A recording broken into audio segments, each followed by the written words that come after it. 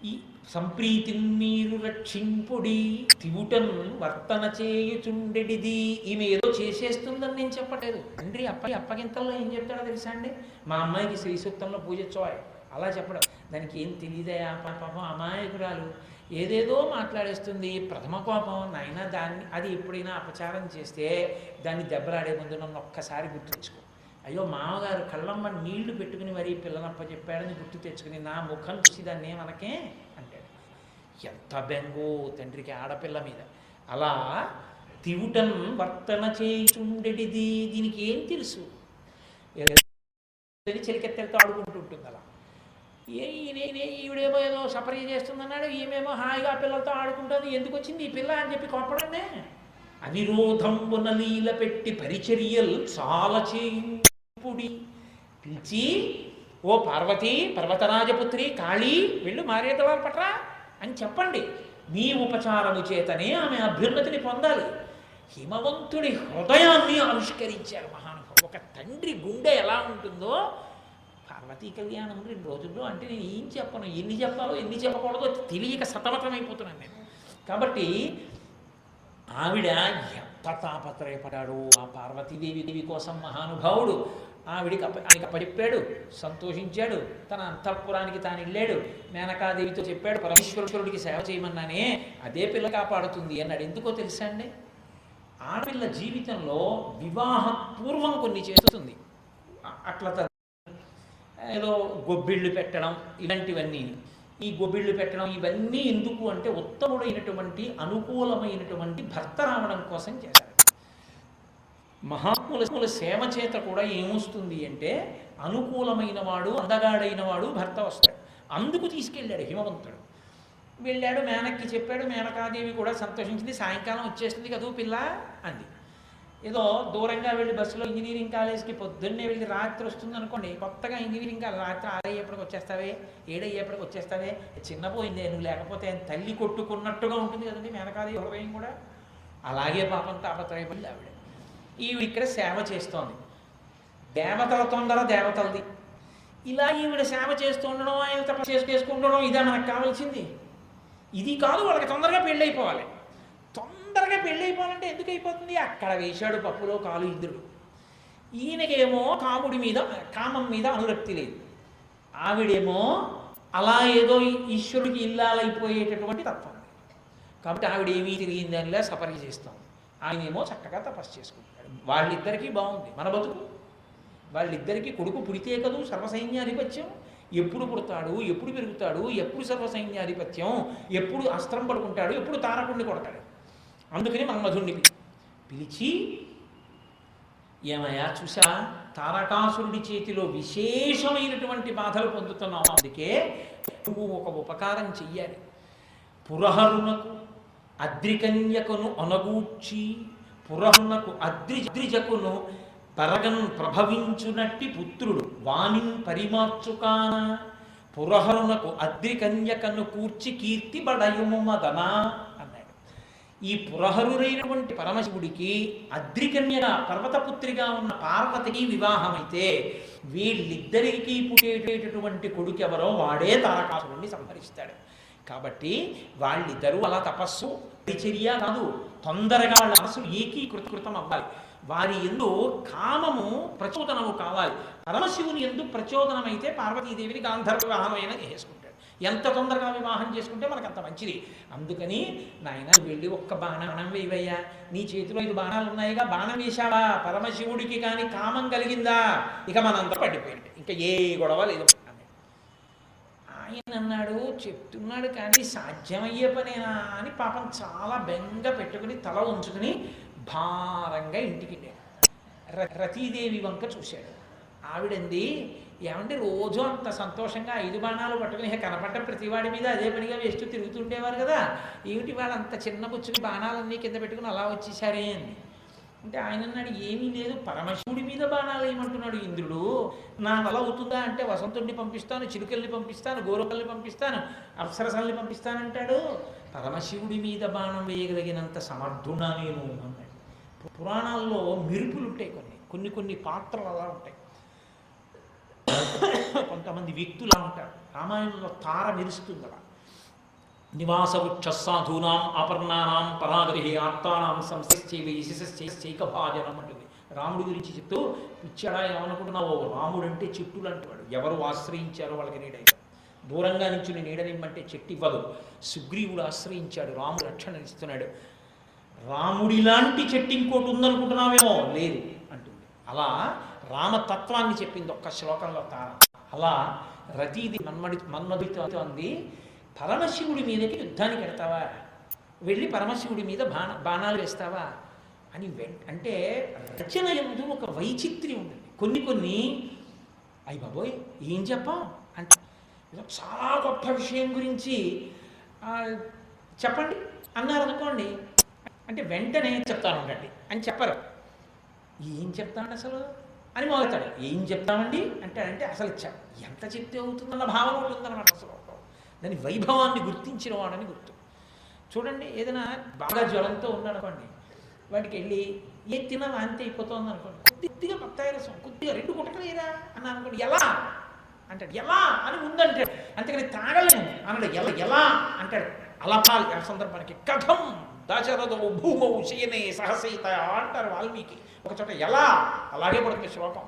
అంటే కవి అంతగా తాదాత్మతని చెందాడు రచనలో అని గుర్తు. రతీదేవి అలా అంటుంది. ఏమని చెప్పవచ్చు, అతడెంతటి వాడని పలుకవచ్చు. ఈ ఆకాశం, భూమి, జలపూరం, అగ్నియున్, గాలి, సోముడు, చండభానుడకు సూర్యుడు, ఆతడు తాను బ్రహ్మయున్, తామరసాక్షుడు, అతని తత్వము కానరు నీకు శక్యమే అని అడిగారు భర్త. ఏ శివుడి మీదకి బాణం వేస్తావా? అసలు శివుడు అంటే ఎవరో తెలుసా నీకు పూర్తిగా బాణం వేయడానికి? శివుడు అంటే ఎవరు అనుకుంటున్నావు? శివుడు అంటే సామాన్యుడు కాడయా, ఆయన మహానుభావుడు. అసలు ఆయన గురించి చెప్పాల్సి వస్తే నేను కాదు చెప్పడం, నాకోటి తెలిస్తే కదా నీకు చెప్పడం. ఏమని చెప్పవచ్చు, అతడు ఎంతటి వాడని పలుకోవచ్చు. ఈ భూమి అంతా ఆయనే. అయినా ఈ భూదేవత చెప్పలేదు శివవైభవాన్ని. ఆకాశంబు, ఆ ఆకాశం అంతా నోరు పెట్టుకు మాట్లాడిన శివవైభవాన్ని చెప్పలేదు. ఈ భూమి, ఆకాశంబు, జలపూరము, వరుణుడు చెప్పలేదు. ఆత్మ మాత్రమే చెప్పలేదు. అగ్నికి సాధ్యం కాదు. వాయువు, గాలి చెప్పలేడు. సోముడు, చంద్రుడు చెప్పలేడు. చండభానుడకు సూర్యుడు, తన కిరణములతో తపింప చేయగలిగినటువంటి మానవుడైన సూర్యుడు చెప్పలేడు. ఆతడు తాను బ్రహ్మయుడు. సాక్షాత్తుగా పరమేశ్వరుడు గురించి చెప్పడం ఎవరికీ సాధ్యం. తామరసాక్షుడు శ్రీ మహావిష్ణువుకి కొదయా చెప్పడం. అతని తత్వము కానరు, వాళ్ళకే తెలియదు ఆయన తత్వం. అంతటి మహానుభావుడు శివుడి గురించి తెలుసుకోవడం ఎవరికి సాధ్యం?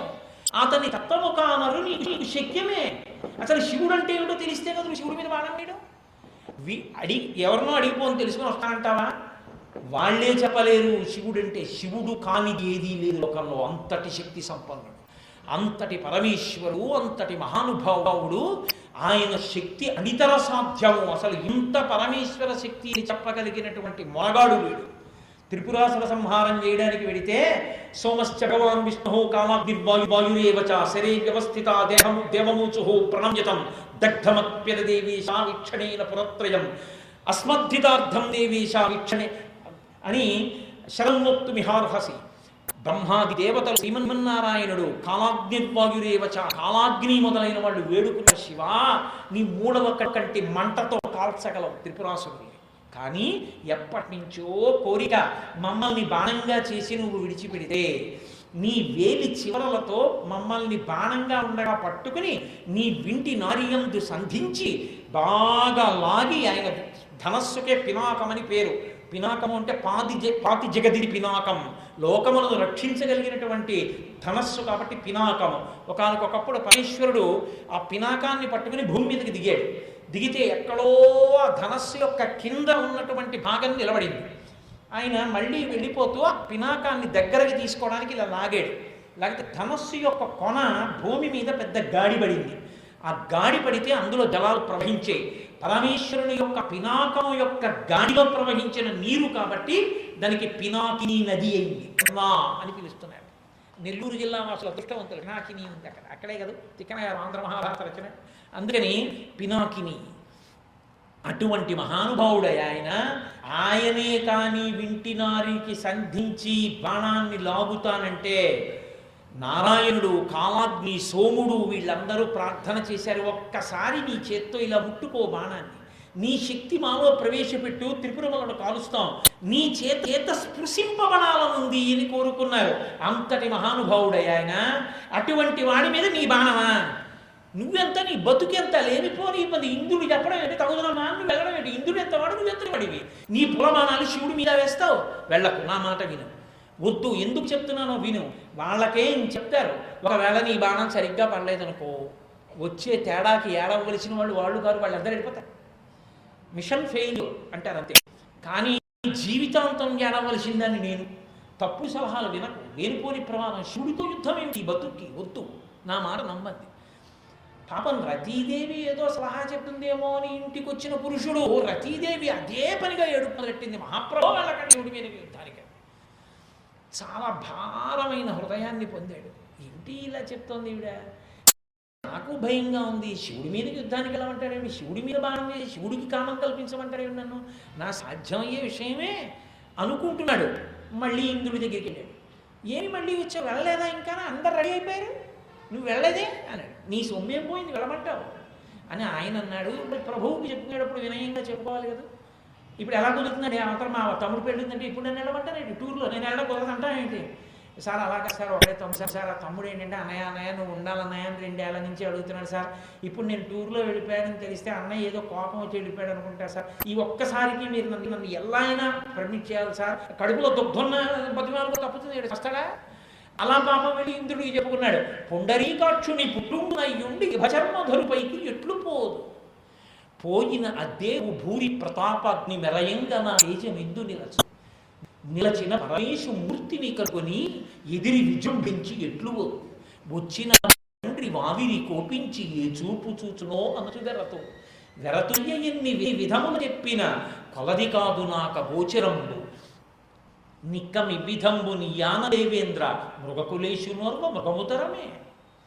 ఎంత అద్భుతమైన పద్యమో నిజంగా. ఆయన అన్నాడు, పుండరీకాక్షుని పుత్రుండనయ్యుండి ఇహ చర్మధరుడికి ఎట్లు పోదు.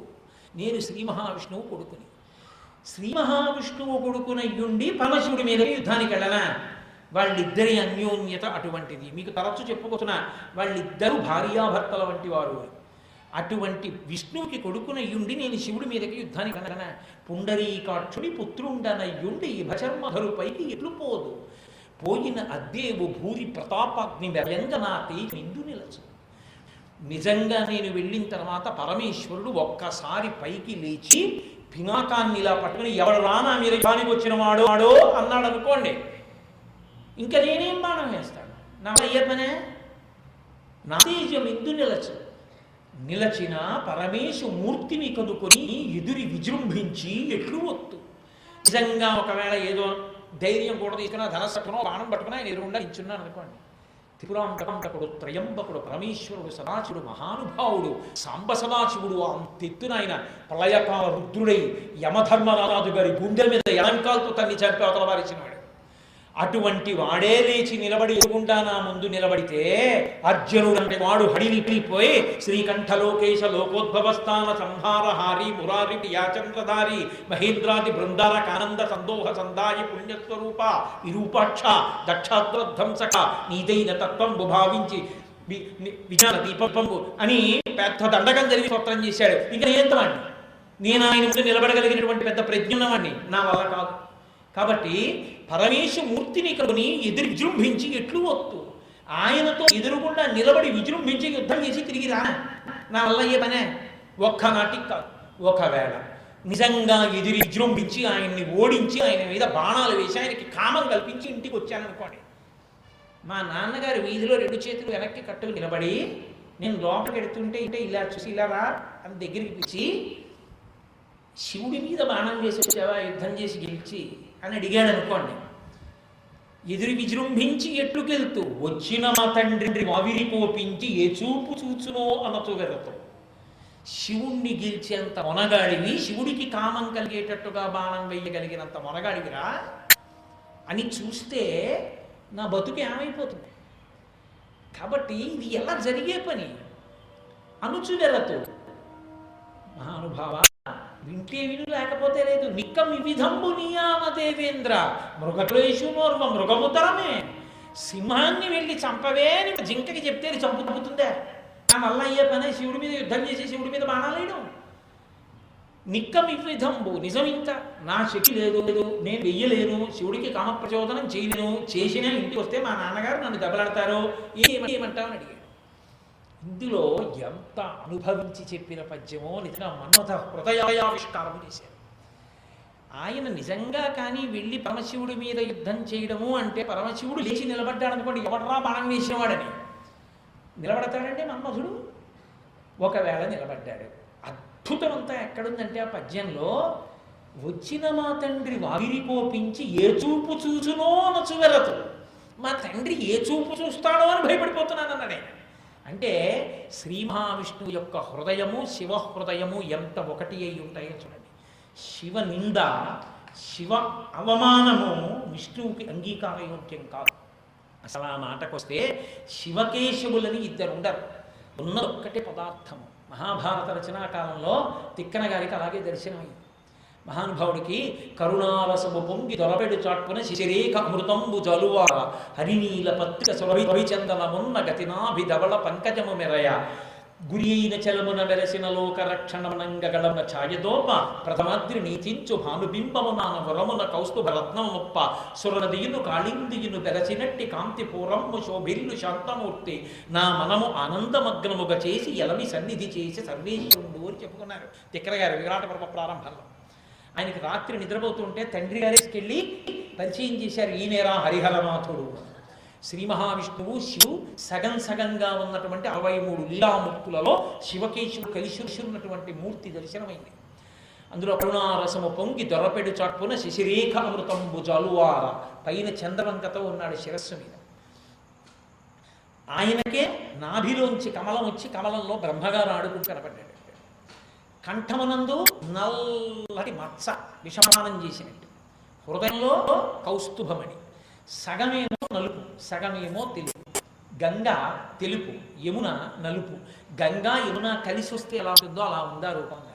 సురనిధియును కాళిందియును దెరసినట్టి కాంతి పూరమ్ము శోభిల్లు శాంతమూర్తి నా మనము ఆనందమదముగా చేసి ఎలవి సన్నిధి చేసి సర్వేశ్వరుడు.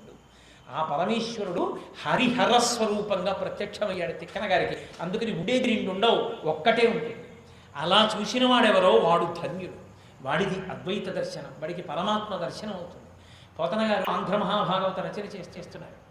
ఆంధ్రీకరిస్తూ చిన్ని కృష్ణుడు అమ్మ గజ్జెలు కడితే ఆ మట్టి అంతా మీద పోసుకుని ఆడుకుంటున్న సన్నివేశాన్ని ఆంధ్రీకరిస్తున్నారు.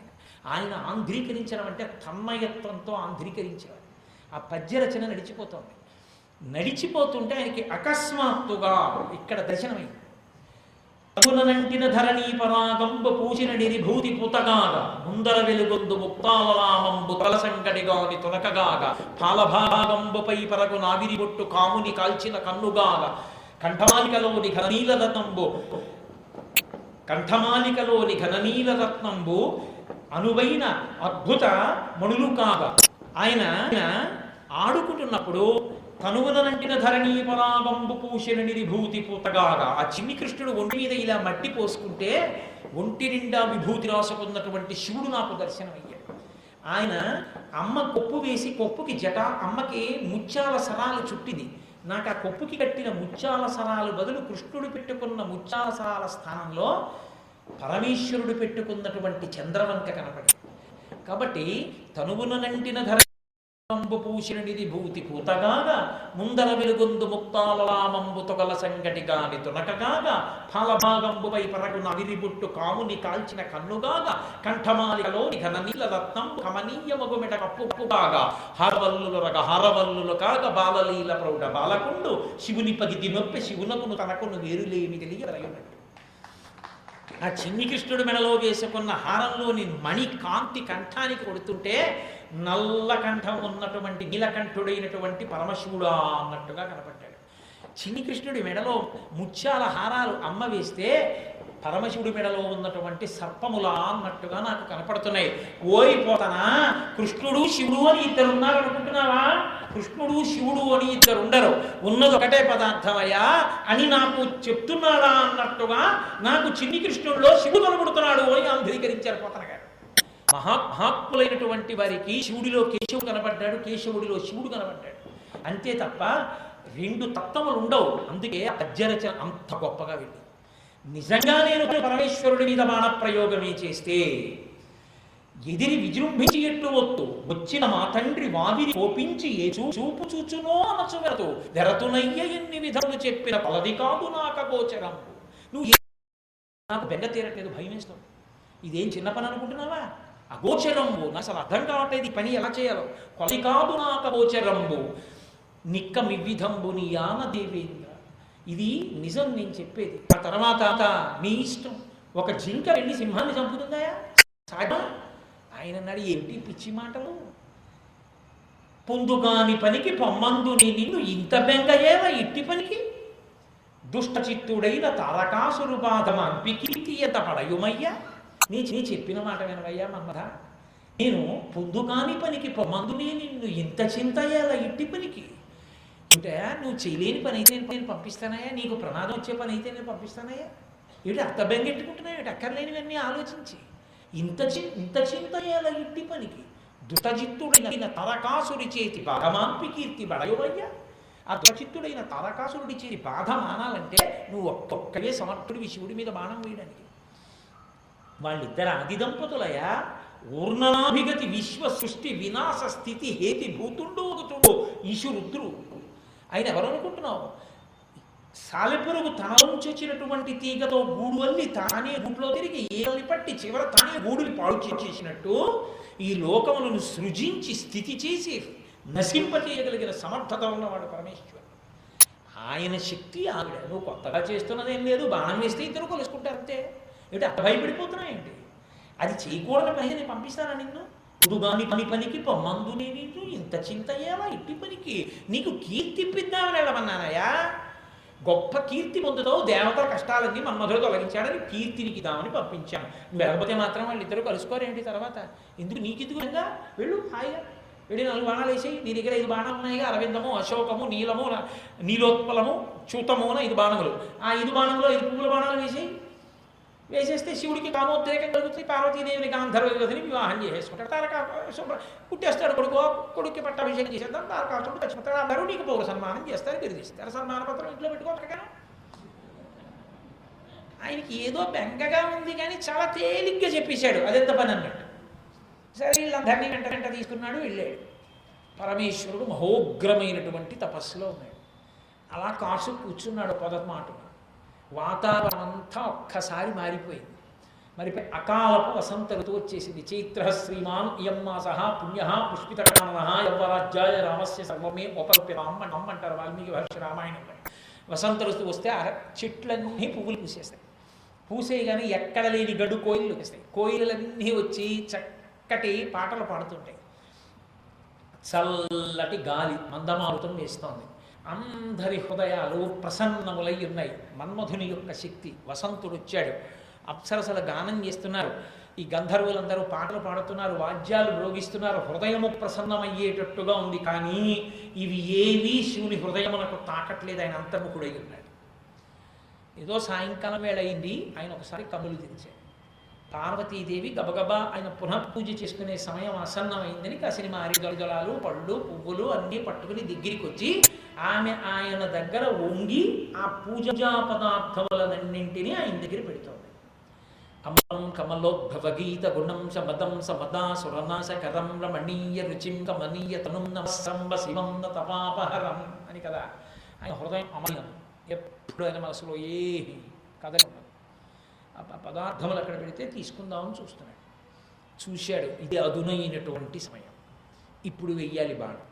ఇప్పుడు బాణం పడగానే పార్వతీదేవిని కన్నెత్తి చూశాడో అయిపోయింది. దేవ పొదచాట్లున్నాడు, కాళ్ళు చేతులు వణికిపోతున్నాయి. వెయ్యాలి బాణం అని చూశాడు. ఇక ఆవిడ కానీ అక్కడ పెట్టి లేచి వెక్కలిపోయిందో మళ్ళీ రేపు పొద్దున వరకు ఎదురు చూడాలి. సమస్త భూతములు ఉత్కంఠతో చూస్తున్నాయి ఏమవుతుందని. 33 కోట్ల మంది దేవతలు వచ్చి నిలబడారు, దేవతా కార్యం తీరాలి. అయిపోతుందా పార్వతీ కళ్యాణం అని చూస్తున్నారు. ఆయన జాగ్రత్తగా అరవిందము అన్న బాణం తీశాడు 5 బాణాల నుంచి. వింటినారికి బాగా సంధించి ఆకర్ణాంతము లాగాడు. లాగి వణుకుతున్న ఈ చేతులు అయినా జాగ్రత్తగా ఎక్కువ పెట్టి ఆ పొదలోంచి పరమశివుని యొక్క వక్షస్థలానికి తగిలేటట్టుగా జాగ్రత్తగా వదిలిపెట్టాడు.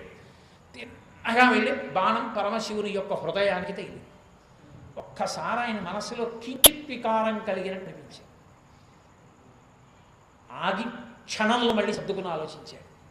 అకారణముగా మనసు వికారమును చెందింది. ఎవడురా ధూర్తుడు ఈ పని చేసేవాడు. లేచి నిలబడ్డాడు. గంగావతరణ సమయమునందు నించున్నట్టు ఇలా 2 చేతులు పెట్టి ఇలా చూశాడు చుట్టూ. ఎప్పుడైతే లేచి నిలబడి ఇలా చూస్తున్నాడో ఇక మళ్ళీ అశోకము తీయడమేంటి, గజ గజ గజ వణికిపోతూ కూతున్నాడు. ఆ పొరసాట్న కనబడ్డాడు. ఓహో, అంత మొనగాడివయ్యావన్నమాట. నా మీదే బాణం వేసి పార్వతీదేవి ఎందు నన్ను అనురక్తిని చెయ్యగలననుకుంటున్నావా? అంటే అంత శక్తివంతుడు అనుకున్నావా అని ఇక్కడ కూర్చుని మాట్లాడక, ఇక్కడ మాట్లాడ. నేను నీది విన్నాను, నాది వింటావా? కాబట్టి ఆయన ఒక్కసారి చూశాడు. నా మీద బాణం వెయ్యగలిగినంత శక్తివంతుడవయ్యావా నువ్వు అని. భుగభగుమగు పెనుమంటలు భగభగమని మండనంత బ్రహ్మాండంబు దిగు దిగులు దిగులు దిగులన తెగిమరుపై చిచ్చు కన్ను దేవుడు ఇచ్చాడు. ఇలా చూసి పొదల చాట్న కనపడ్డాడు. ఓ మన్మథుడు గీత దాటాడు. బాణం నా మీద వెయ్యడమే కాకుండా నాకు కామానురక్తి కల్పించగలిగినంత మొనగాడిని అనుకుంటున్నాడు అని ఒక్కసారి 3వ కంటి రెప్పని పైకెత్తాడు. అది కుంకుమ బొట్టుతో ఆచ్ఛాదింపబడి ఉంటుంది. పరమమంగళమూర్తిగా కనపడుతుంటాడు చూసేవాళ్ళకి. మంగళాయతనం దేవం అని లింగపురాణంలో వామదేవమూర్తి నిర్మిస్తారు. ఎంతో మంగళమూర్తిగా కనపడుతుంటాడు బొట్టుతో. క్రోధమూర్తి అయినప్పుడు తెలుస్తాడు ఆ రెప్ప. ఆ రెప్ప విప్పాడు.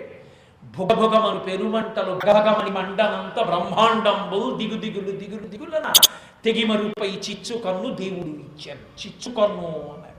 అగ్నిహోత్రంతో కూడుకున్న కంటి రెప్పని పైకెత్తాడు. అదొక్క మన్మధుడి మీదకి వెళ్ళలేదు.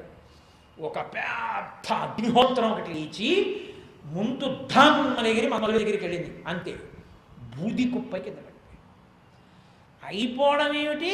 ఒక్కసారి ఆ అగ్నిహోత్రం పైకి లేచి భాండమునందు తిరగడం మొదలుపెట్టి ఆ మంట చూసి హడిలిపోయి 33 కోట్ల మంది దేవతలు వెనక్కి తిరిగి పారిపోయారు.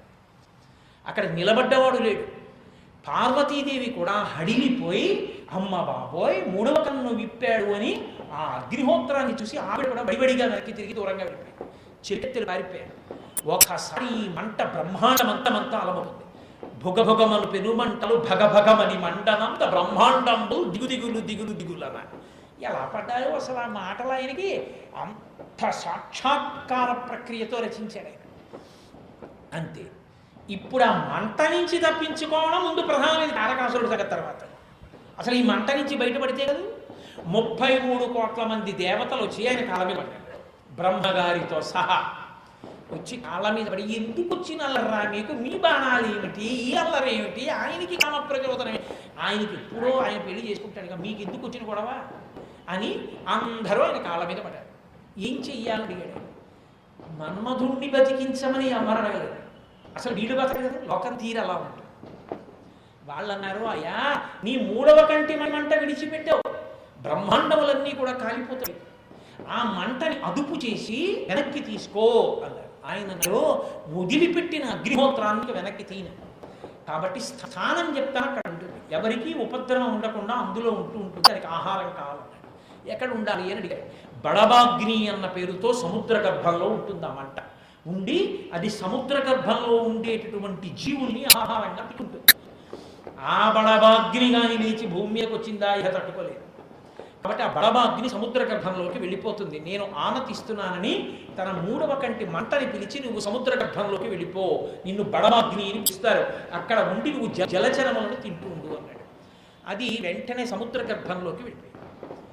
ఇప్పుడు ఇంకా మళ్ళీ అండి మన్మధుడండి, తారకాసురుడండి, మీ కళ్యాణం అండి అనేవాడు ఉన్నాడేంటి? గబగాలు ఎంత వేసుకుని కారుణ్యమూర్తి మహానుభావ ఇంత ఉపకారం చేసావు అంతే చాలు అని స్తోత్రం చేసి మంటని దాచావు తండ్రి ఇంతకన్నా ఏం కావాలి, మన్మధుడు బుద్ధిహీనుడు, మీ మీద మనాలేమిటి. ముందే వెళ్ళిపోయాడు ఇంద్రుడు, మిగిలిన వాళ్ళందరూ వెళ్ళిపోయారు. పాపం ఏడవడానికి లేదు, ఎవరు ఉంటారు. ఆవిడ ముందే చెప్పింది, మిషన్ ఫెయిల్యూర్ అంటారా రేపు పొద్దున ఏడవడానికి నేను ఓదాన్నే మిగులుతాను. ఆవిడ మకరి తొడపోరు మా తంగ విభోయి ఒక్కరిడించిపోవ కళ్ళురా కోయుచుచుండే కుంజరీయుధంబు మగలు తగులు మగవులకును అని పోతన గారు గజేంద్ర మోక్షణంలో చెప్పినట్టు మరి భార్య గారు ఒకటి ఏడుస్తూ కూర్చోవాలి. అందరూ వెళ్ళిపోయారు. ఆయనకి మనసు కొంచెం పాడైంది. చిచ్చి ఏమిటి ప్రశాంతంగా తపస్సు చేసుకుంటుంటే అల్లమంతా, ఆయన దూరంగా వెళ్ళిపోయాడు. ఇప్పుడు ఈవిడ పాపం వచ్చి అక్కడ ఏడుస్తోంది. ఏడవడానికి అసలు శరీరం ఉంటే కదా, ఓ భర్త అని పిలుతా ఉంటే ఎముకలు కూడా లేవు, తెల్లటి బూది కుప్ప ఒక్కటే ఉంది. అదో సంతోషం. ఆ మన్మధుని యొక్క బూదిని ఒంటికి రాసుకుని మరీ వెళ్ళిపోయాడు. వెళ్ళిపోతే ఇప్పుడు ఆవిడ వచ్చి ఏడుస్తోంది రతీదేవి. అది ఎలా ఏ సందర్భంలో ఉండవలసిన స్థితిలో పద్యం అలా ఉంటేనే అందం. ఆయన రచన ఎందుకు తాదాత్మ్యత పొందాడు అని గుర్తు. రారే ఏడుపు మాంపరే మధురిపున్ రప్పింపరే పోరే కుయ్యెరిగింపరే సిరికిన పుణ్యంబు వినిపింపరే పోరే దేవరేడిన దీర్ఘాయుషోపేతుగా తెరే మంగళసూత్ర బంధనము నీరే మీకున్ మృక్కెదన్ అని ఏడుస్తోంది. పాపం ఎవ్వరు లేరు అక్కడ. దేవతల యొక్క భార్యని పిలుస్తోంది, అమ్మ మీకైనా నా మీద జాలి ఉంటుందా? మీ అందరూ కలిసి రెచ్చగొట్టారు, ఆయన కాలిపోయాడు, మీ అందరూ వెళ్ళిపోయారు. కనీసం నేను ఏడుస్తుంటే ఓదార్చేవాడు లేరు నాకు. మా అత్తగారు లక్ష్మీదేవికి కూడా తెలియదు, ఆమె కొడుకు మరణించాడని మన్మధుడు. కాబట్టి రారే ఏడుపు మాంపరే, ఇది ఏడుపులో కల్లా దైన్యమైన ఏడుపు ఆవిడది. ఎందుకంటే ఆవిడ ఏడుస్తుంటే అలా ఏడవకమ్మా అని చెప్పేవాడు లేదు. ఏడుస్తుంటే ఏదో శివుడు తొందరపడి అలా అనేటప్పటికీ ఆయన విన్నాడు అనుకోని మళ్ళీ తెలిస్తే అదే ఎవరో రావట్లేదు, కబుక్కుని ఏమాటంటే ఏమొస్తుందో అని భయం. రారే ఏడుపు మాంపరే మధురిపున్ రప్పింపరే, వాళ్ళ నాన్నగారిని పిలిపించండి శ్రీ మహావిష్ణువుని. మధుకైటవు ఆయన అరి శత్రువు కదా, అందుని మధురిపున్ రప్పింపరే పోరే కుయ్యరింపరే, నా బాధ చెప్పండి. సిరికిన పుణ్యంబు వినిపింపరే, ఇంటికి వచ్చిన కోడలు దీర్ఘసుమంగళిగా ఉండాలి అని కోరుకుంటుంది అత్తగారు, తన కొడుకు బతికుండాలని.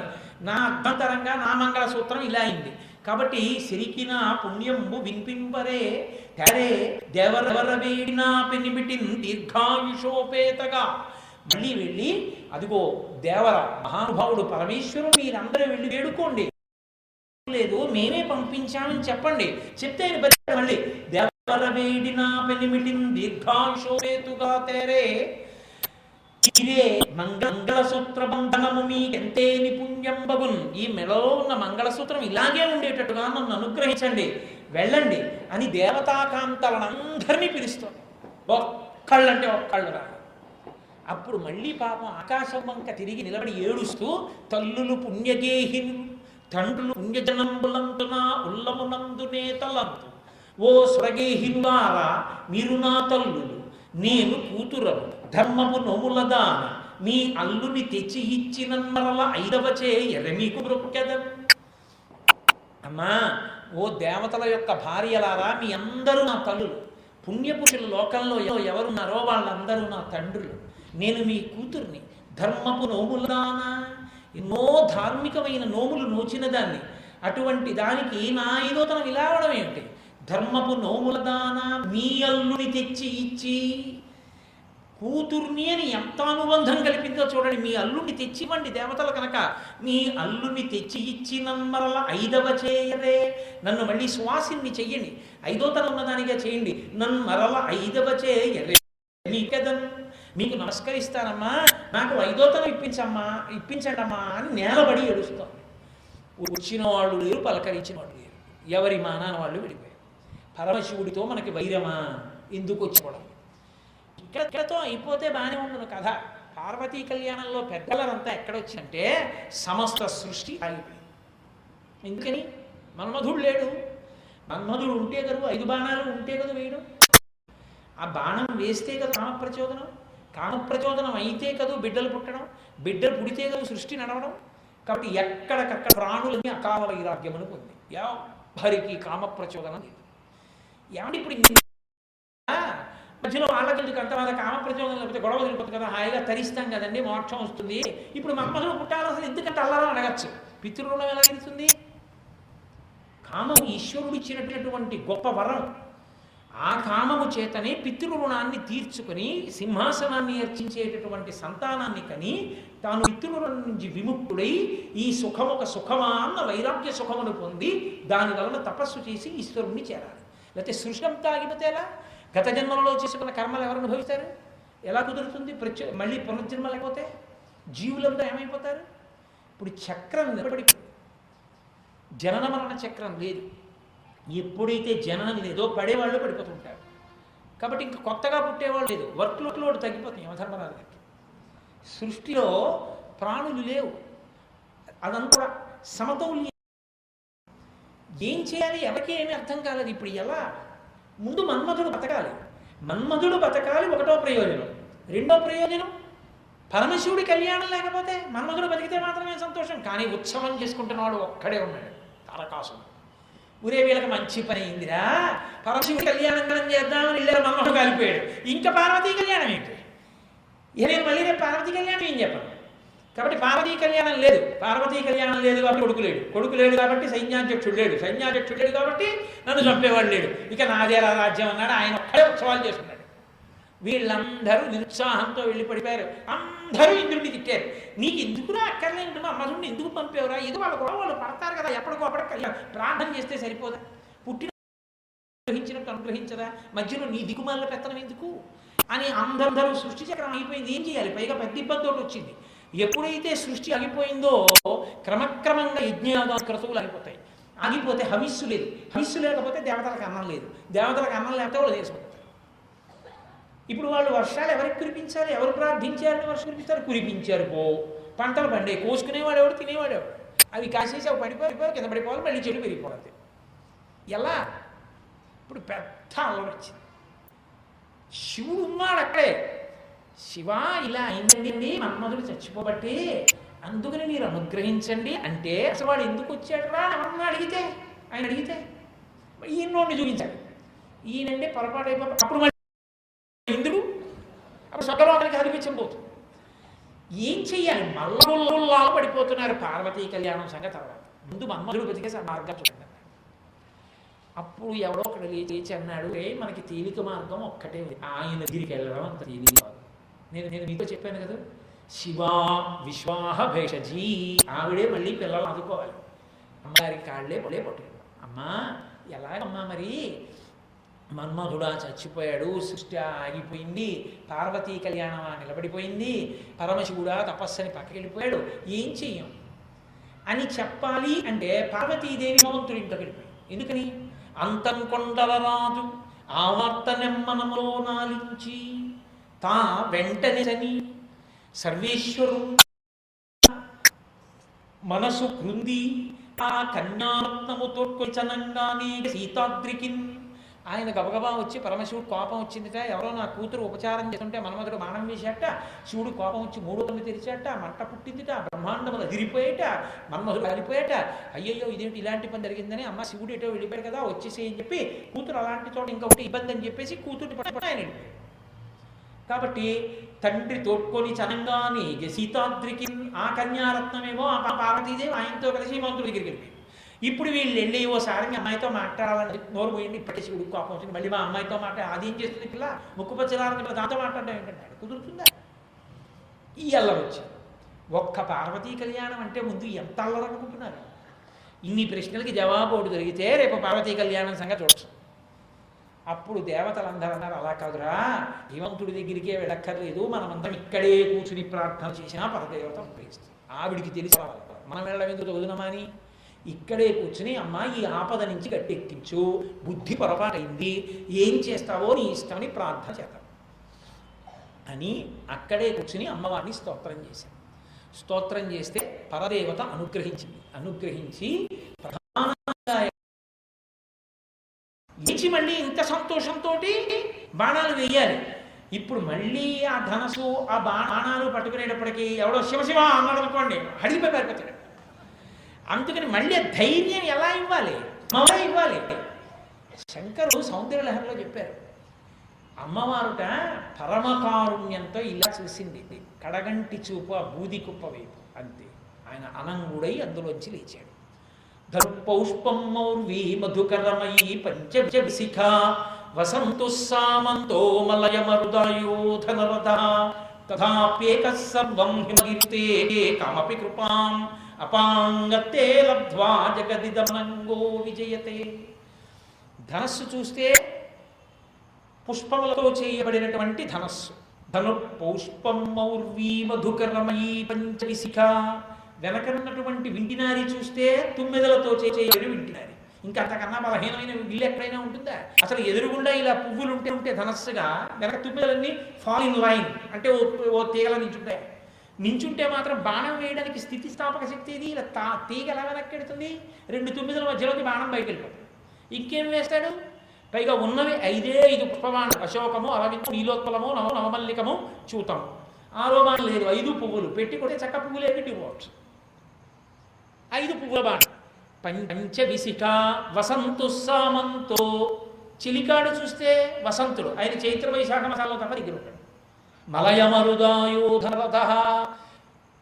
మలయమారుతం ఆయన రథం.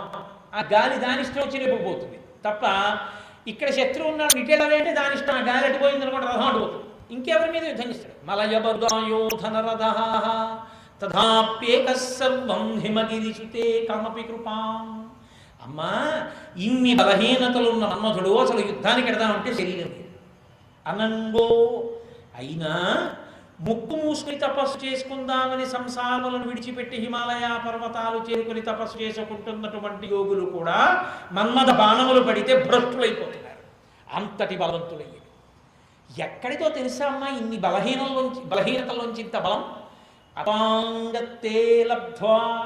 ఓ జగన్మాత, నువ్వు మన్మధుడికి మళ్ళీ శక్తినిచ్చి సృష్టి జరిగేటట్టుగా చూడాలని ఇలా చూశావు. ఇలా చూసిన కారణానికి అంత శక్తి మళ్ళీ మన్మధుడికి వచ్చి మళ్ళీ సృష్టి చక్రం తిరగడం ప్రారంభమైంది. అమ్మవారు అనుగ్రహించి మన్మధుణ్ణి పిలిచింది. ఓరి పిచ్చాడా, నువ్వు పరమశివుడి మీద బాణం వేయడం ఏమిట్రా? నువ్వు వెయ్యకూడదు, నువ్వు వెయ్యలేవు, నీకు సాధ్యం కాదు. పరమశివుడికి కామ ప్రచోదనం కల్పించి తీసుకొచ్చి నా మెడలో మంగళసూత్రం కట్టి నా భర్తగా వచ్చి పక్కన కూర్చోనేటట్టు చేయగలిగిన శక్తి నాది. అందుకే ఆ ధనస్సు ఆ బాణాలు నీ చేతిలో ఉంటే శివుడు లొంగడు, ఆ ధనస్సు ఆ బాణాలు నేను పట్టుకుంటాను అని అదే చెరుకు విల్లు అదే పుష్పబాణాలు అమ్మవారు తీసుకుని కామాక్షిగా కూర్చుంది కంచిలో. అందుకే అమ్మవారు కూడా చెరుకు విల్లు పెద్దబాణాలే పట్టుకుంటుంది. ఇప్పుడు ఆవిడ అలా పట్టుకుందనుకోండి, పరమేశ్వరుడి చేత తాళి కట్టించుకుంటుంది. ఎవరు? కాముణ్ణి కాల్చిన పరమశివుడికి కామప్రచోదనం కల్పించి తాళి కట్టించుకుని తండ్రిగా తీసుకొచ్చి ఆయన దగ్గర కూర్చోబెట్టి మనందరికీ తండ్రిని అందిస్తుంది. అది ఆ తల్లి యొక్క గొప్పతనం. ఇది కామీశబద్ధ మాంగళ్య సూత్ర శోభిత కంధరా. కాబట్టి అవి నా దగ్గర ఉంటేనరా ఇప్పుడు ఆవిడ తీసుకుంది. ఇప్పుడు ఆవిడ తీసుకుంటే పరమశివుడు మనకి తండ్రిగా దొరుకుతాడు, ఆయన పాదాలు దొరుకుతాయి.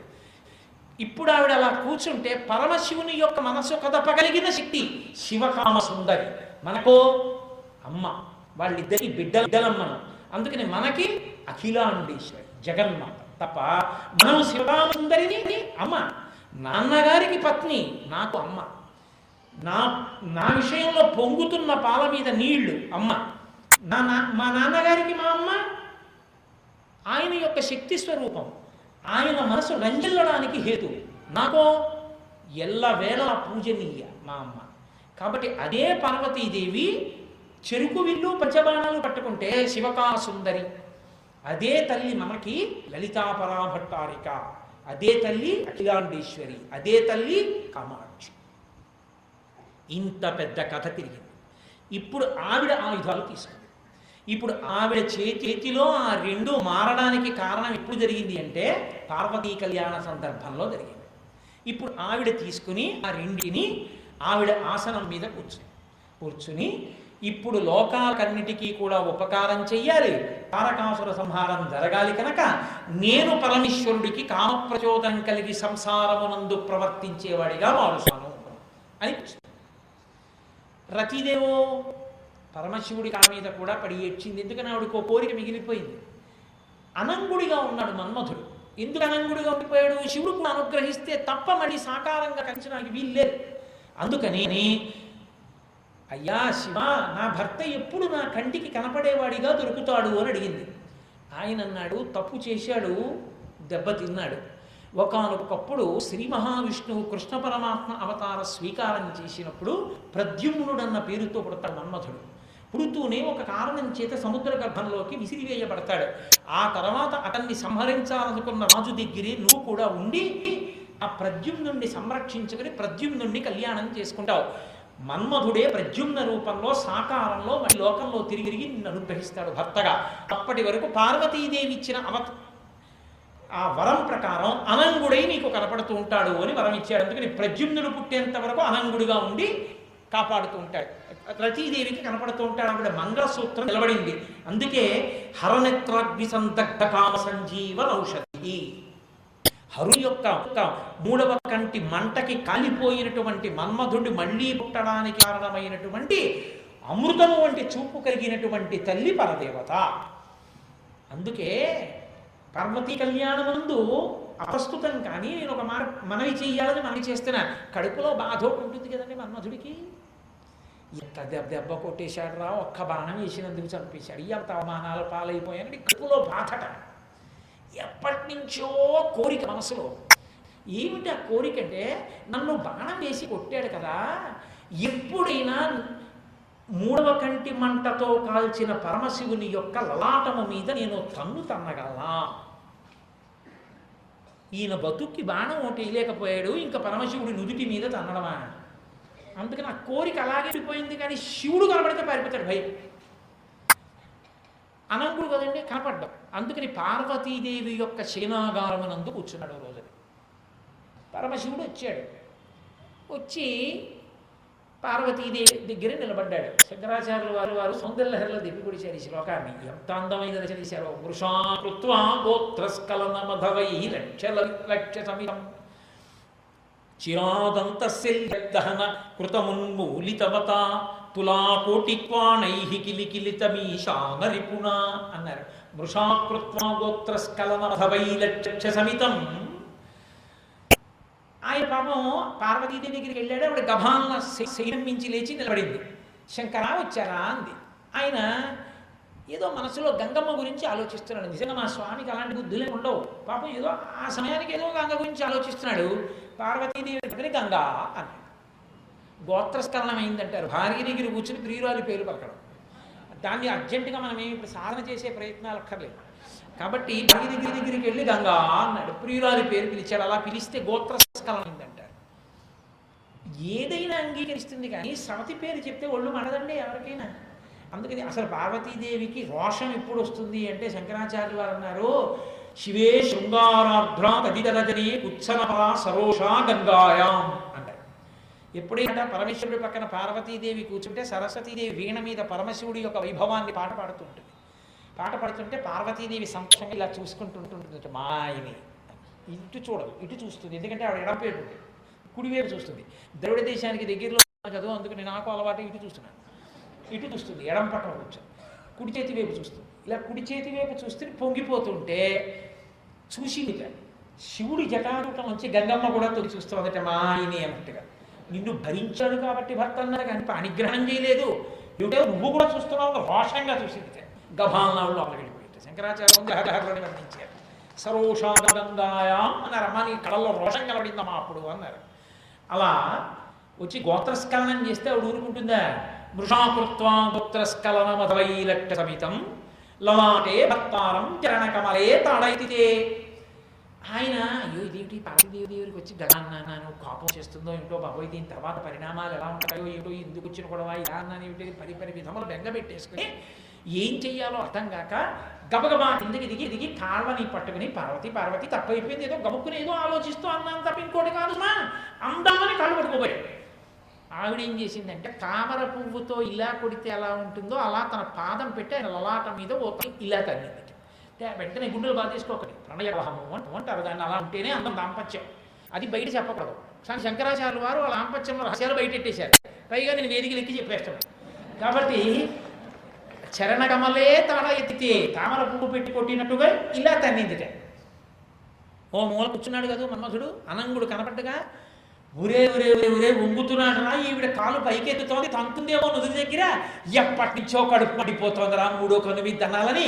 ఇదే సమయం వెళ్ళి పార్వతీదేవి మంజీరాన్ని గట్టిగా పట్టుకుంటే ఆవిడ కాలు తగిలినప్పుడు ఆవిడతో పాటు నేను వెళ్ళి ఒకసారి ఆ నుది మీద గుద్దేసి బయటకు వచ్చేసి అలా కొట్టేశాను నచ్చి అది పట్టుకుని ఒక్కసారి ఇలా మూడో కట్టి దగ్గర తగలగానే పొంగిపోయి కక్ష తీరిపోయి పక్క పక్క పక్క పక్క పక్క పక్క నవ్వేటప్పటికి అప్పటి వరకు ఉన్న మంజీరం పెద్ద ధ్వని చేసినట్టు వినపడింది శంకరుడికి.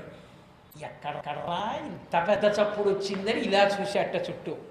అమ్మవారి మంజీరంలో ఉన్నాడు కదూ, బయలుదేరి ఇప్పుడు రక్షింపబడి.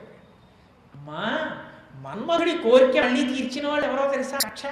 పరమశివుడి లలాట నేత్రముతో కాల్చాడు కాబట్టి ఆ నుదుటి మీద తన్నాలన్న మన్మధుడి కోరిక నీ కాలు పట్టుకుంటేనే తీరిందమ్మా అన్నారు శంకరాచార్య.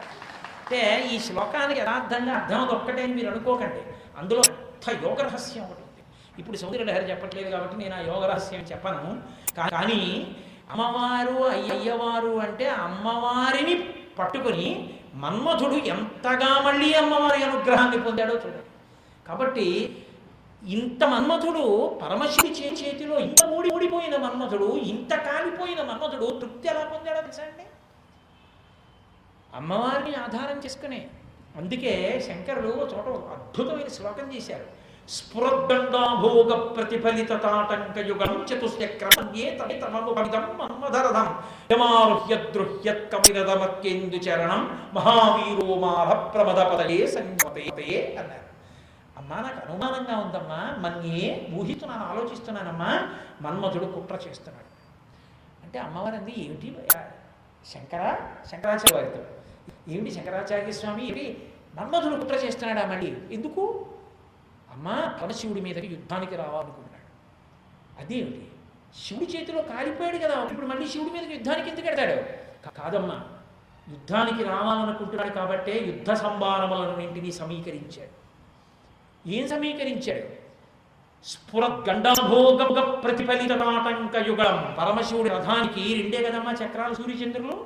ఈయన 4 చక్రాల రథం తయారు చేశాడు. ఏమిటయో ఆ రథం అంది అమ్మవారు. ఏముందమ్మా, నీ చెవులకు పెట్టుకున్నటువంటి తాటంకములు ఉన్నాయా?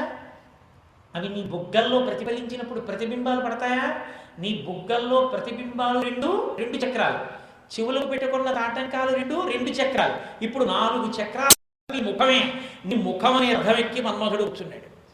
ఏమిరా, మన్మధుడు నాతో యుద్ధం చేస్తాడా అని పరమశివుడు ఈ భూమలంతటిని రథం చేసుకుని సూర్యచక్రాలని చక్రాలుగా పెట్టుకుని యుద్ధానికి వచ్చాడు. ఏమి మన్మధుడు అన్నాడు. ఇక్కడున్నాను అన్నాడు అమ్మవారి ముఖంలో కూర్చుని. ఇలా చూశాడు. అది అమ్మవారి ముఖం కదండి, ఏ యుద్ధం లేదు అని బాణం అక్కడ బారేసి కిందకు వచ్చి పక్కన కూర్చున్నాడు. అమ్మా, ఈ ముఖాన్ని రథంగా మార్చుకుని పరమశివుడు ఓడిపోయేటట్టు ధనస్సు పక్కన బారేసి వచ్చేటట్టు చేస్తున్నా.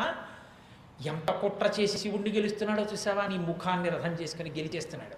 అమ్మవారు పక్క పక్క పక్క పక్క నవ్వితే మళ్ళీ వెంకట చిరునవ్వు మీద మళ్ళీ ఓ శ్లోకం, విశాల కళ్యాణి స్ఫుటరయోధ్యాపవలయై అని మళ్ళీ అక్కడ మీద వాటి మీద శ్లోకం. శంకరులు అంటే శంకరులే, అలా చెల్లింది. కాబట్టి పార్వతీ కళ్యాణ ఘట్టమునందు ఇవాళ శుభప్రదమైనటువంటి సన్నివేశానికి చేరుకున్నాం. మన్మధుడు అనంగుడే సృష్టి చక్రం మళ్ళీ మొదలైంది. పార్వతీదేవి ఆ ఆయుధములను చేరుకుంది. అందుకే మూకశంకరులు స్తోత్రం చేస్తూ ఓ మాట అంటారు, ఐక్షిషి పాశాంకుచధర హస్తాంతం విస్మయార్హ వృత్తాంతం అంటారు. అమ్మా, ఆ చెరుకు ఇల్లు 5 బాణాలు పట్టుకోవడంలో అంత గొప్ప రహస్యం ఉందమ్మా. అవి నువ్వు పట్టుకోకపోతే పరమశివుడు ఎప్పటికీ వచ్చి పక్కన కూర్చోడు, పార్వతీ కళ్యాణము జరగదు. నువ్వు కాబట్టి తెచ్చి కూర్చోబెట్టావు. కూర్చోబెట్టడం కాదు, కూర్చోబెట్టి మంగళసూత్రం కట్టించుకున్నావు. మంగళసూత్రం కట్టించుకొని మమ్మల్ని ఇంతమందిని కన్నావమ్మా తల్లి, అమ్మా నీకు నమస్కారం అమ్మా అంటారు. కాబట్టి అటువంటి తల్లి, కాబట్టి సృష్టి చక్రం తిరుగుతోంది, అమ్మవారు ఆయుధాలు పట్టుకుంది. కాబట్టి పార్వతీ కళ్యాణం కొద్ది కాలంలో పూర్తవుతుంది. రతీదేవి సంతోషంగా ఉంది, దేవతలు ఊరడింపు పొందారు, మన్మధుడు భయభక్తుల్లో ఉన్నాడు. కొంచెం కడుపులో ఆగలేదనకుండా కొద్దిగా సౌందర్యలహరితో విజయం సాధించాడన్న తృప్తి ఇప్పుడు ఆయనకి మిగలు చేశాం. కాబట్టి అన్ని విధాలా శుభప్రదంగా ఉంది. కాబట్టి ఈ సన్నివేశం దగ్గర ఇక్కడ ఆపి రేపు పార్వతీ కళ్యాణం మళ్ళీ మలుపులు తిరుగుతుందో చిట్ట చివరికి పార్వతీ కళ్యాణ ఘట్టం అంటే ఎంత అద్భుత సన్నివేశంతో పూర్తయిందో ఆ సన్నివేశాన్ని రేపు చెప్పి పార్వతీ కళ్యాణాన్ని పూర్తి చేసేసేటటువంటి శక్తిని పార్వతీ పరమేశ్వరుడు కృపజేయుగాక. ఇలా ఎక్కడో ఉండిపోతే ఇక్కడ పోస్ట్పోన్ చేయాలి. అందులో అమ్మ ఎట్టి పరిస్థితుల్లో రేపు కళ్యాణం పూర్తి చేయించు అని పరదేవతకి పరమశివుడికి పాదములు బట్టి ప్రార్థన చేస్తూ రేపు 6:30 నిమిషాలు కలుసుకుందాం. మంగళాచార్య పూర్వై సర్వైశ్య పూర్వైరాచార్యై సత్కృ దగ్గరకు వచ్చేసాం బాబు గారు. హరే కళ్యాణం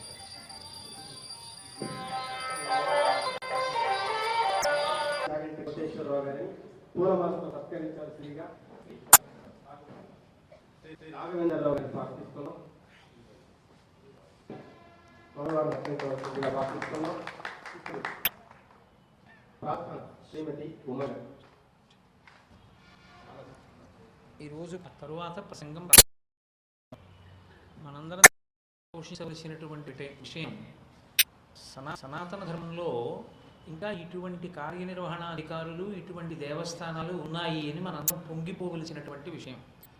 మురమళ్ళ దేవస్థానం భద్రకాళీ సమేత శ్రీ వీరభద్రేశ్వర స్వామి వారి దేవస్థాన ప్రాముఖ్యాన్ని, అక్కడ చేసుకున్నటువంటి కళ్యాణం వల్ల కలిగేటటువంటి ఫలితాన్ని నేను మీకు 2వ రోజు ప్రసంగంలో ఉంది. పార్వతీ కళ్యాణం ప్రారంభమయ్యాక లేదా మొదటి రోజు ప్రసంగంలోనూ విజ్ఞాపన చేశాను.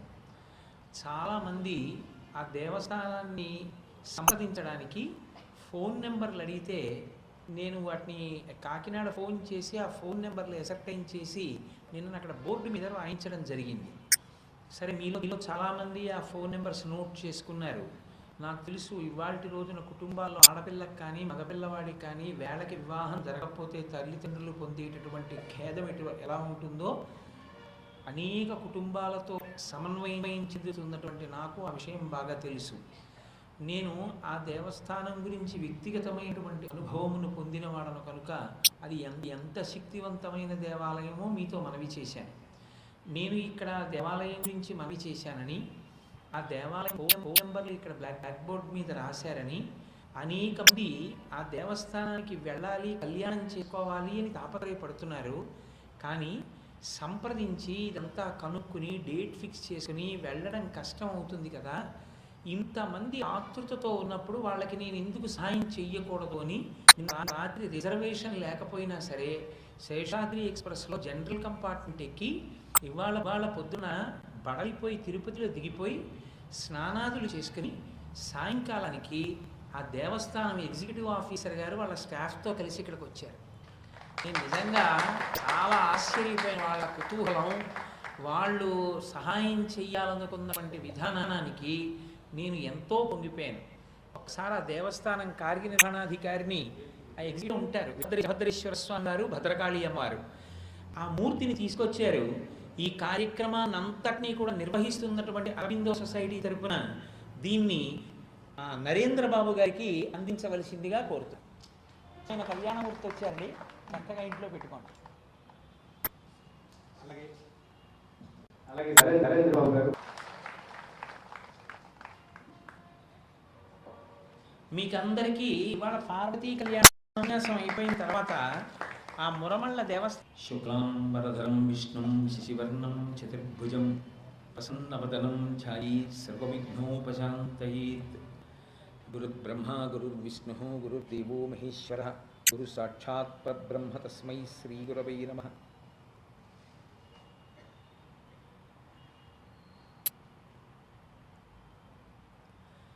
వ్యాసాయ విష్ణురూపాయ వ్యాసరూపాయ విష్ణవే నమో వై బ్రహ్మనిధై వాసిష్ఠాయ నమో నమః. కూజంతం రామ రామీతి మధురం మధురాక్షరం ఆరుహ్య కవితాశాఖాం వందే వాల్మీకికోకిలం. శృతిస్మృతిపురాణానాం ఆలయం కరుణాలయం నమామి భగవత్పాదశంకరం లోకశంకరం. వాగర్థావివ సంపృక్తౌ వాగర్థప్రతిపత్తయే జగతః పితరౌ వందే పార్వతీ పరమేశ్వరౌ. సూక్తిం సమగ్రయితుం స్వయమేవ లక్ష్మీ శ్రీరంగరాజమహిషీ మధురైకటాక్షైః. వైదగ్ధ్యవర్ణగుంభనగౌరవైర్యాం కండూలకర్ణకుహరాः కవయోధయంతి.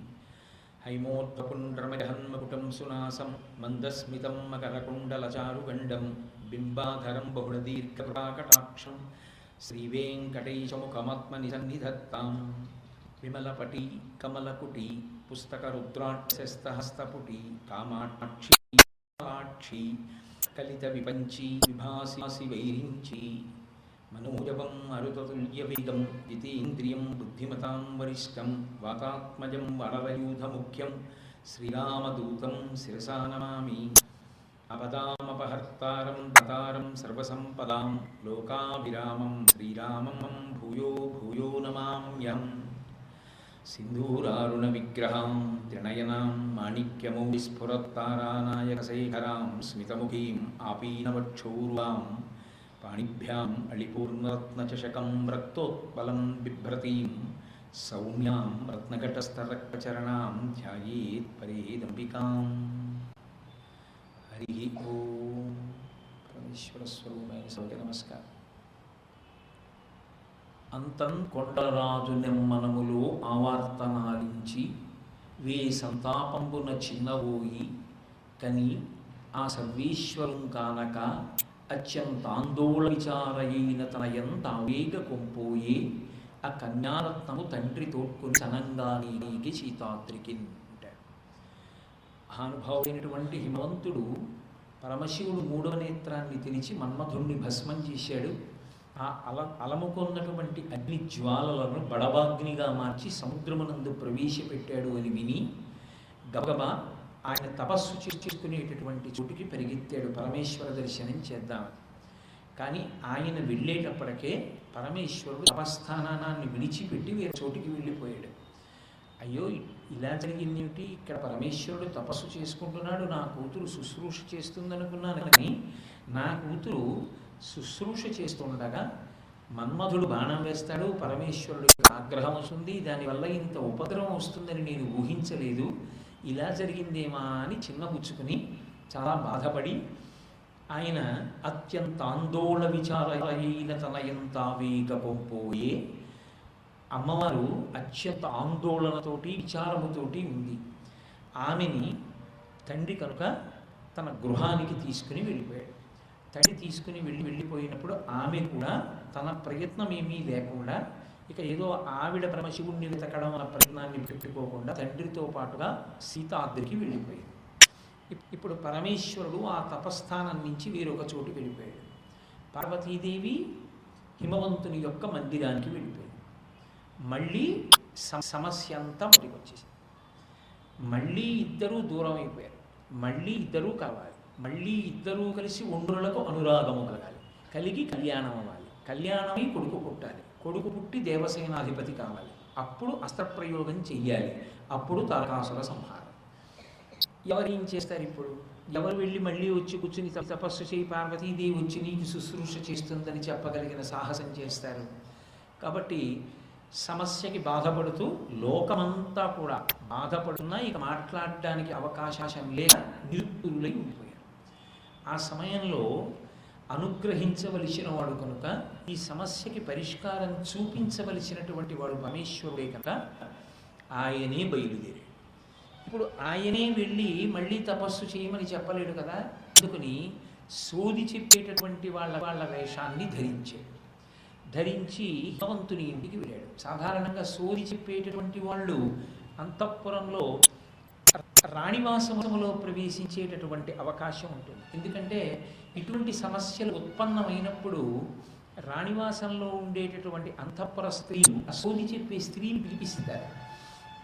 పిలిపించి సోది చెప్పించుకుంటే వాళ్ళు భూత భవిష్యత్ వర్తమాన కాలములలో పరమేశ్వరానుగ్రహంగా తెలుసుకున్న వాళ్ళు కనుక వాళ్ళు ఆ సమస్యకి పరిష్కారం ఎక్కడుంటుందో చెప్తారు.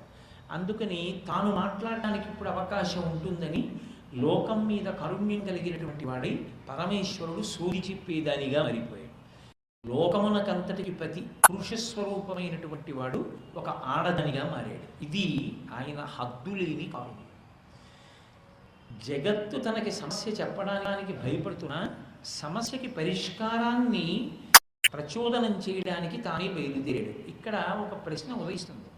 ఏమంటే ఒక సోదిదానిగా వెళ్ళి ఇప్పుడేదో సోది చెప్పి ఇవో ఇలా జరగాలి అని మళ్ళీ ఒక మాట చెప్పి ఆ మాట వల్ల ఏదో కొత్తగా ఇప్పుడు ఒక వ్యవస్థని ఏర్పాటు చేసి పార్వతీదేవి తపస్సు చేయాలనో ఇంకొక మాటో చెప్పవలసిన అవసరం ఏంటి? పరమేశ్వరుడు తిన్నగా పార్వతీదేవిని కళ్యాణం చేసుకుంటానంటే, వివాహం చేసుకుంటాను అంటే ఎవరు కాదంటారు? అందరూ కోరుకునేది అదే కదా. మరి అటువంటిప్పుడు కళ్యాణం చేసుకోవడం మానేసి సూది చెప్పవలసిన అవసరం పరమేశ్వరుడికి ఏముంది? ఎందుకు అలా సూది చెప్పడం అంటే, ఎందుకు అలా చెప్పవలసి వచ్చిందో పార్వతీ కళ్యాణంలో పరమశివుడే తిన్నగా వెళ్ళి ఎందుకు వివాహం చేసుకోడో, ఎందుకు పార్వతీ కళ్యాణం అలా జరగదో మీకు ముందుకు వెళ్ళినప్పుడు అర్థమవుతుంది. కాబట్టి ఆయన సూది చెప్పేవా ఆడదాని వేషంలోకి మారాడు.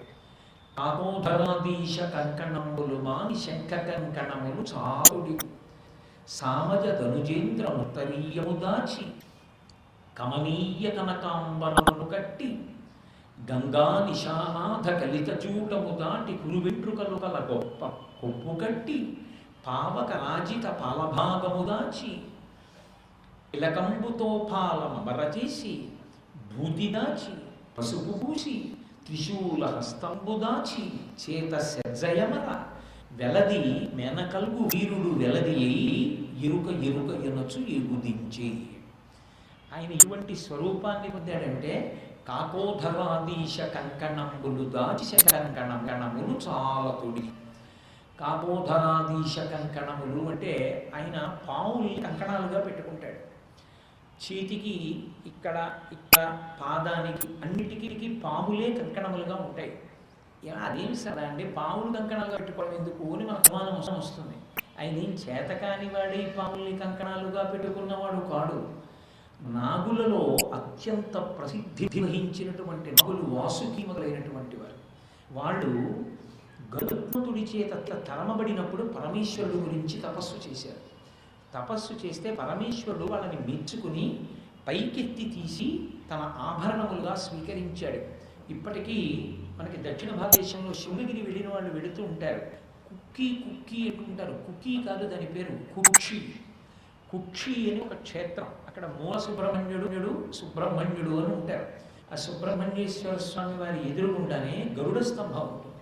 ఎందుకని అంటే ఆయన కింద వాసుకి పడగల నుంచి వచ్చేటటువంటి ఆ విషపు గాలులు భక్తులు తట్టుకోలేరు. అందుకని అది విరవడం కోసమని గరుడ స్తంభం ఉంటుంది ఇప్పటికీ. అందుకే దర్శనం ఆ గరుడ స్తంభం వెనక నుంచి మాత్రమే చేస్తారు తప్ప దాటి ముందుకు వెళ్ళి ఇంకా దర్శనం. అక్కడ తపస్సు చేసి వాసుకి మొదలైనటువంటి చాలా గొప్ప సర్పములు మహాభారతం ఆదిపర్వంలో వర్ణిస్తారు వాటి శక్తి. అటువంటి శక్తి కలిగినటువంటి నాగములన్నీ కూడా ఆయనకి ఆభరణములయ్యాయి. కాబట్టి కాకోధరాదీశ కంకణములు దాచి శంఖ కంకణములు చాలా తొడిగి ఈ పాములన్నింటినీ తీసేసి పక్కన పెట్టేశాడు. పక్కన పెట్టి శంఖములతో చేయబడినటువంటి కంకణములు ఆభరణములు ఒంటి నిండా వేసుకున్నాడు. ఈ సోది చెప్పేవాళ్ళు శంఖాలు నత్తగొల్లలు ఇలాంటివన్నీ వేసుకుంటూ ఉంటారు. అందుకని శంఖ కంకణములు చాలా తొడిగి సామజ ధనుంద్రనుత్తరీయము దాచి అమనీయ కనకాంబరము కట్టి. ఆయన గజాసురుడు ఒక రాక్షసుడిని సంహరించాడు పరమేశ్వరుడు. అది కూడా మామూలు సంహారం కాదు. ఆ గజాసురుడు కాశీపట్టణానికి వెళ్ళి చాలా ఉద్ధతితో ప్రవర్తిస్తూ ఉంటే ఆయనతో యుద్ధానికి వెళ్ళాడు. ఇద్దరికీ యుద్ధం జరిగింది. పరమేశ్వరుడు కొంతసేపు చూసి అనుకున్నాడు, ఈ పాటి వాడితో యుద్ధం చేస్తూ సమయం పాడు చేయడమేని త్రిశూలం తీసి వాడి శరీరానికి గుచ్చి, ఆయన శరీరాన్ని చూస్తేనే అందరూ హడిలిపోయేవారు. అంత పెద్ద ఏనుగు ఆ ఏనుగుకి గుచ్చి ఆ త్రిశూలాన్నిలా పైకెత్తాడు. దాని మీద నాడు ఆ గజాసురుడు బరువుకి అందులోకి దిగుతున్నాడు గుచ్చుకు. ఇప్పుడు ఆ త్రిశూలాన్ని తెచ్చి పక్కన పెట్టుకుని కళ్ళు మూసుకుని ధ్యానం చేసుకుంటాడు. తనలో తాను రమిస్తున్నాడు. అంత హేళగా చేస్తారు. ఇప్పుడు ఆ బరువుకి ఆ గజాసురుడు త్రిశూలం మీదకి తనే దిగిపోతున్నాడు. ఒంట్లో నెత్తురంతా కారిపోయింది. అహంకారం అంతా నశించిపోయిన తర్వాత వేదంలో సామవేదంలో ఉండేటటువంటి మంత్రములతో స్తోత్రం చేశాడు పరమేశ్వరుడి పక్కన ఉన్నవాడిని. సామవేద మంత్రములు చాలా గొప్పవి. ఎందుకంటే సామ అన్న మాటకు అర్థం శాంతి అని. అంటే సంగీతం అంతా సామవేదం నుంచే ఉత్పన్నమైంది. ఎక్కడైనా సంగీతం గురుముఖత వాళ్ళు స్వరజ్ఞానం ఉన్నవాళ్ళు పాట పాడితే శిశుర్వేత్తి పశుర్వేత్తి వేత్తి బ్రహ్మణి. ఏమీకి తిరిగినటువంటి శిశువు అత్యంత క్రోధము కలిగినటువంటి పాము కూడా మనశ్శాంతి పొంది పడగ ఎత్తి ఆడతాయి. ఆ పాములు శిశువులు ప్రశాంతత పొందుతారు పడుకుంటారు. అంత గొప్ప శక్తి కలిగి శాంతినివ్వగలిగినటువంటి సామవేద మంత్రములు సాక్షాత్తు ఈశ్వర స్వరూపం. అందుకే వేదానాం సమవేదోస్మి అంటే భగవద్గీతలో అటువంటి సామవేద మంత్రములు చదివాడు. చదివితే పరమేశ్వరుడు సంతోషించాడు. నేను మీతో మనవి చేశాను కదా, తప్పు తప్పే, ఒప్పు ఒప్పే. తెల్లవారకట్ట నిద్రలేస్తే అద్భుతం రా అంటారు రావణాసురుడిని వాల్మీకి మహర్షి. తప్పుడు చూపు చూస్తే పనికి మాలినవాడు రా అంటారు. అంతేకాని అన్నిటినీ ఒకే గాట కట్టి తప్పుని ఒప్పుని ఒకలా మాట్లాడరు. అది మహాపురుష లక్షణం. కాబట్టి పరమేశ్వరుడు తలెత్తి చూశాడు. ఆ సామగాన మంత్రం మనకు పొంగిపోయాడు. ఒరే ఎంత బాగా పాడేవరా సామగానం అన్నాడు. అంటే ఆయన నాడు పరమేశ్వర, నా ప్రాణులన్నీ తమ స్థానముల నుండి లేచిపోయాయి. నీ త్రిశూలం యొక్క ప్రహారము చేత నేను ప్రాణములను విడిచిపెట్టేస్తున్నాను. నాది ఒక్క కోరికని తీరుస్తావా అన్నాడు. తప్పకుండా తీరుస్తారా, ప్రసన్నుళ్ళయ్యాను నీ మంత్రపఠనానికి, ఏం కావాలన్నాడు. నేను శరీరం విడిచిపెట్టేసిన తర్వాత నా తోలు ఒలిచి నువ్వు బట్టగా కట్టుకుంటావా? దానివలన ఇన్నాళ్ళ నుంచి శరీరంతో ఉన్నాను, ఈ చర్మానికి ఒక సార్థకత కలుగుతుంది, గజ చర్మాన్ని ధరించు అన్నాడు. ఆ రాక్షసుడికి ఇచ్చిన మాట మేరకు ప్రాణం విడిచిపెట్టిన గజాసురుని యొక్క శరీరాన్ని ఒలిచి ఆ చర్మాన్ని కట్టుకున్నాడు. కట్టుకుని కాశీపట్టణంలో శివలింగ స్వరూపంలో స్వయంభూగా వెలిశాడు. అందుకే కృత్తివాసేశ్వరుడు అన్న పేరుతో కాశీపట్టణంలో శివలింగం ఉంటుంది. అది గజాసుర సంహారం. అందుకని ఆయన ఇరు చర్మం కట్టుకుంటాడు. అంతేకాని ఆయన ఏమి పంచల్సా కూడా ఇచ్చేవాడు లేక ఏనుగు చర్మం కట్టుకోవలసిన అవసరం ఉన్నవాడు కాదు. ఆంతరమందు దాని తత్వం వేరు. గజ అంటే కొద్దిగా అక్షరాలు మార్చండి. జగ, గజ, ఏనుగు చాలా పెద్ద ప్రాణి. ఎంత పెద్ద ప్రాణి అంటే దాని ఒంటి బరువే దానికి ఎగరడానికి ప్రతిబంధకం. భూమి నుంచి చాలా తక్కువ ఎత్తు మాత్రమే ఎగరగలిగినటువంటి ప్రాణి ఏనుగు ఒక్కటే. ఎందుకు ఎగరలేదు అంటే దాని ఒంటి బరువే దాని కడ్డు. అలాగే ఊర్ధ్వముఖ చలనం చేసి పరమేశ్వరుని చేరుకోలేకపోవడానికి ప్రధానమైనటువంటి ప్రతిబంధకం ఏది అంటే మాయ. మాయే జగత్. జాయతే గచ్చతే ఈ జగత్. వచ్చి వెళ్ళిపోయేటటువంటి నామరూపాత్మకమైనటువంటి జగత్తు యందు తాదాత్మ్యత కలగడమే మాయకు వశపడడం. ఆ మాయ వశపడినటువంటి వాడికి మాయాతీతుడైన పరమేశ్వరుడి దర్శనము కాంటే గజ శబ్దము చేత ఇటువంటి అయోమయావస్థ ఎందు పడిపోయినటువంటి వారి యొక్క స్థితి ఆవిష్కరిస్తారు. కాబట్టి ఏనుగుని చంపి దాని చర్మాన్ని ఒలిచి కట్టుకోవడము అంటే మాయని తన అధీనమునందుంచుకున్నవాడు, మాయను శాసించగలిగినటువంటి వాడు, మాయని ధరించినవాడు, వహించినవాడు, భరించినవాడు, నియమించినవాడు అని గుర్తు. అందుకే పరమేశ్వర పాదములు పట్టి ధ్యానము చేసేవారికి వచ్చేది ఏది ఏంటి అంటే జ్ఞానం. అంటే డబ్బులు అదాండి అని అడగండి. జ్ఞానమే వచ్చినప్పుడు ఇక ఐశ్వర్యం రావడం పెద్ద లెక్క. అందుకే శివభక్తులు ఐశ్వర్యముతో కూడిన జ్ఞానులై ఉంటుంటారు. కారణం అదే. కాబట్టి అటువంటి జ్ఞానం ఇచ్చాడు అంటే మాయ తొలగింది అని గుర్తు. అసలు చదువు అన్న మాటకు అర్థం కుక్షిభరత్వతో కూడిన చదువు కాదు. అది కొన్ని సంవత్సరాల వయస్సు ఈ శరీరానికి వచ్చేంత వరకు కొన్ని భోగములను అనుభవింపచేస్తాయి కొన్ని చదువులు. ఏదో పేరు పక్కన 3 అక్షరాలు 2 అక్షరాలు 4 అక్షరాలు ఉన్న చదువులు చదివాడు అనుకోండి, 60 ఏళ్ళు వచ్చేంత వరకు కార్లు అప్పో చాలా హడావిడి అధికారం అన్నీ ఉంటాయి. కానీ దీనికి 60 ఏళ్ళు రాగానే పేరు పక్కన ఇంకో 4 అక్షరాలు వస్తాయి, RETD అని. ఇప్పుడు ఇన్ని భోగాలు పక్కకి పోతాయి. పదవీ విరమణ చేసినాడు ఆ స్థితిలో మళ్ళీ అన్నీ వదిలిపెడతాయి. కానీ వేదము అన్నది ఎందులోంచి వచ్చిందంటే విద్ అన్న ధాతువులోంచి వచ్చింది. విద్ అంటే ఏది తెలుసుకున్న తరువాత వేరొకటి తెలుసుకోవడానికి ఉండదు. ఏది తెలుసుకున్న తరువాత నువ్వు ఇంకొకటి తెలుసుకోవలసిన అవసరం లేనటువంటి స్థితిని పొంది పరిపూర్ణత పొందుతావో దానికి వేదమని పేరు. బట్టి వేదమే జ్ఞానము. అందుకే వేదము కర్మకాండ జ్ఞానకాండ అని 2 కింద విడిపోతుంది. అటువంటి వేదమున్నదే ఆ వేదమును మనకి అర్థమయ్యేటట్టు జ్ఞానముగా అనుగ్రహించగలిగినటువంటి స్వరూపమే పరమశివుడు. కాబట్టి ఆయన మాయాతీతుణ్ణి చేస్తాడు భక్తుణ్ణి. అటువంటి స్థితిని ఇవ్వగలిగిన వాడు కాబట్టి గజాసుర సంహారం చేసి ఏనుగు తోలు కట్టుకుంటాడు. అంతేకాని ఆయనకి ఎవరో పంచసాపు కూడా పెట్టేవాళ్ళు లేరండి, అందుకని ఓ ఏనుగు తోలు కట్టుకుంటాడండి అలా చెప్పకూడదు. శివ మహాపురాణంలో గజాసుర సంహారము అత్యంత ప్రాముఖ్యత కలిగినటువంటి ఘట్టము. కాబట్టి సామజదనుజేంద్రనుత్తరీయము దాచి కమనీయ కనకాంబరములు కట్టి ఓ ఎర్రటి చీర ఒకటి కట్టుకున్నాడు. సాధారణంగా సూరి చెప్పేవాళ్ళు ఎర్రటి చీర ఒకటి కట్టుకుంటూ ఉంటారు. కాబట్టి ఎర్రటి చీర ఒకటి కట్టుకున్నాడు. గంగా నిశానాథ కలిత చూటము దాటి కురువింట్రుకలు కల కొప్పు కట్టి, గంగా నదిని భరించినటువంటి వాడు కనుక ఆ జటలన్నీ కూడా గంగ యొక్క స్పర్శ చేత ఎర్రపడిపోయి ఉంటాయి. అందుకే పరమేశ్వరుడికి ఒక విచిత్రమైనటువంటి పేరు ఉంది, అరుణ జటేశ్వరుడు అని. మనం ఆంధ్రదేశంలో మంచి మంచి పేర్లు ఏవి మనకు అక్కర్లేదు అనుకోండి, అది వేరే విషయం. కానీ ఇప్పటికీ ద్రవిడ దేశంలో పేరు పెట్టుకుంటారు, అరుణ జడాయ్. అరుణ జడాయ్ అంటే ఎర్రని జడ కలిగిన వాడు పరమేశ్వరుడు. లోకమునంతని అనుగ్రహించడానికి, లోకంలో ఉన్నటువంటి జనుల యొక్క పాపములు పోగొట్టడానికి, భగీరథుని యొక్క ఈప్సిత సిద్ధికి, సగరుల యొక్క ఉన్నతి కొరకు గంగని తన యొక్క శిరస్సును ధరిస్తే ఆ గంగ యొక్క స్పర్శ చేత ఆయన జటాజూటం అంతా ఎర్రపడింది. ఎర్రపడిన జటాజూటం ఉన్నవాడు కనుక అరుణజటేశ్వరుడు అని పేరు ఆయనకి. అటువంటి అరుణజటేశ్వరుడు అయినటువంటి పరమేశ్వరుడు గంగా నిశానాథ కలితజూటము బాసి దాచి కురువింట్రుకలు కల కొప్పు కట్టి, ఆయన జటాచూటం ఇలా ఉంటుంది, పైకి ఇలా పైకి ఉంటుంది. అందుకే యజుర్వేదంలో పరస్పర విరుద్ధమైన మాటలు రెండు ఉంటాయి. నమ కపర్దినీచ యుక్త కీశాయ అని. కపర్దినీచ అంటే పెద్ద జటాచూటం. ఎంత పెద్ద జటాచూటం అంటే అది జటాటవీ గల జల ప్రవాహ పావిత స్థలే గళీవలం జలంబితాం భుజంగతుంగమాలికాం ధగ జ్వలల్లలాట పట్టపావక. రావణాసురుడు స్తోత్రం చేస్తాడు, జటాటవీగల జల ప్రవాహ పావిత స్థలే గళీవలం జలంబితాం భుజంగతుంగమాలికాం ఢమ ఢమ ఢమ ఢమ నినాదమడ్డం